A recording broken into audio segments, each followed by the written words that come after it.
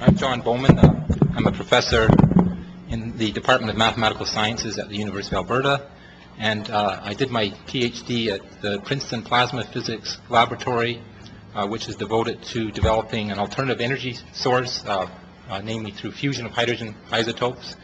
And so for these reasons I feel qualified to speak.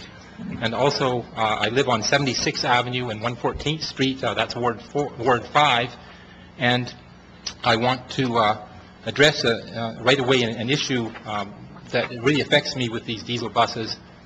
They are extremely loud, despite what you might have been misled to believe because of the noise analysis. I've written this in a letter. This is actually a copy of a letter from 2004. I did an analysis of the Booz-Allen-Hamilton report, and I sent this letter to Councillor Anderson back in 2004. The arguments in this are still valid today. I suggest you take a look at them. I will go through a few of the arguments. The only thing has changed since then is the price of oil. And I think to be considering at this time, the decision in 2004 was to maintain the trolley fleet, and if we were going to abandon that in favor of diesel, or even hybrid, which is just diesel again, the only input of energy is still coming from diesel, it would be an irrational decision, I think, to go that way, okay, to go the diesel route. I think it would be irrational economically, socially, and I think politically as well. And I want to now address the noise issue. The figures that were given only mentioned an overall figure. There was no frequency analysis. If you know anything about soundproofing, which I've learned because of these diesel buses going by my house, I've learned how to soundproof. It's the low frequencies it was the bass frequencies that permeate walls and homes. They didn't show any kind of spectrum. It showed they had very little knowledge in this area. If you look at the figures, the 71 decibels for the new diesel buses, that's not the ones we have today. And then if you get rid of the trolley system, the diesel buses, the chances are I'll have an old diesel bus going by my house, and they're loud. The difference between 71 diesel buses, even if I do have a new diesel bus going by my house, and 68 decibels, doesn't sound like much. It sounds like 3 decibels. Well, let me tell you something. The decibel scale is a logarithmic scale. Okay, 10 decibels is an order of magnitude. That's a factor of 10. 3 decibels is a factor of 2. The diesel buses are twice as loud as the trolley buses according to these numbers, which I will tell you from my own personal experience way underestimate the difference.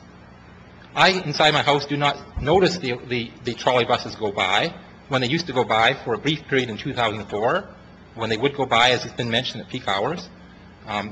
Only at peak hours. ETS has been very reluctant to restore power service. They seem to be dragging their feet on this to restore trolley bus service.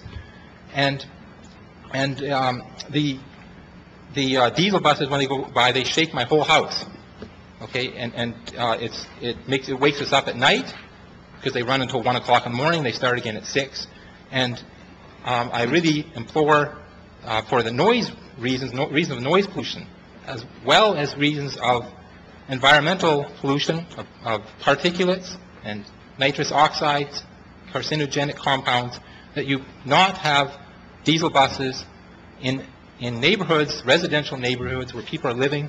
I also want to put in perspective, if you want to know what 68 decibels and 71 decibels, what that means compared to the Edmonton noise bylaws, you can look that up. The noise bylaw for the day in residential areas is 65 decibels. In other words, 68 is already twice a factor of 2 over the noise threshold. Fortunately, it's not for a long time, because the electric buses, the trolley buses, accelerate quickly. The diesel buses accelerate very slowly. I happen to have a 4-way stop right near me, and because of that, we hear this long acceleration as they grind up to speed at 71 decibels, or probably even much more. And the overnight decibel limit is 50 decibels. Okay. So I also want to mention something about the energy chain. There are 3 stages in energy: production stage, the transmission stage, and the consumption stage. And I was recently a consultant to the Canadian Academy of Engineering on future energies pathways. I know, and let me tell you, energy production is changing.